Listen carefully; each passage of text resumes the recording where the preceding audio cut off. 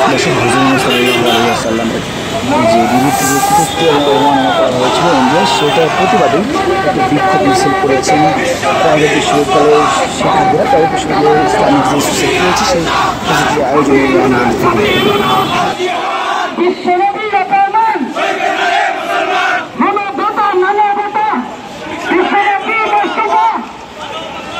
সেই সোসাইটির আয়োজনে যে কটূক্তি করা হয়েছে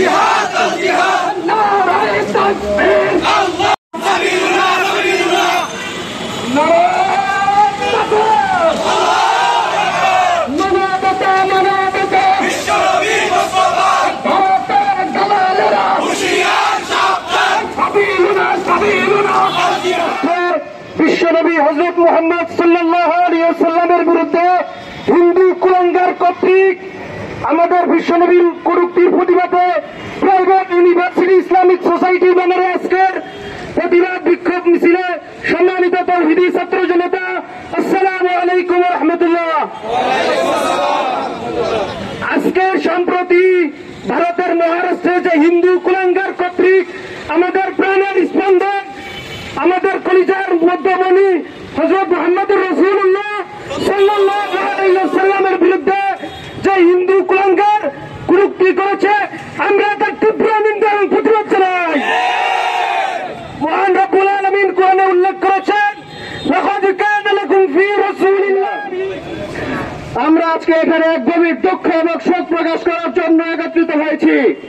আপনারা জানেন ভারতের মহারাষ্ট্রে হিন্দু কুলাঙ্গার কর্তৃক আমাদের প্রাণের স্পন্দন বিশ্বনবী মহানবী হযরত মুহাম্মদ সাল্লাল্লাহু আলাইহি ওয়াসাল্লামকে অবমাননা করা হয়েছে। আমরা তীব্র নিন্দা ধিক্কার জানাই এবং এই কুলাঙ্গারের আমরা শাস্তির দাবি জানাই। সংগ্রামী তাওহীদি জনতা, আপনারা জানেন বিশ্বনবী সাল্লাল্লাহু আলাইহি ওয়াসাল্লামের মর্যাদা এবং ইসলামের মর্যাদা ভ্রমণে স্ফুলিঙ্গের মতো বিস্ফোরিত হচ্ছে। আমাদের ইতিহাস তাদের জেনে থাকা দরকার।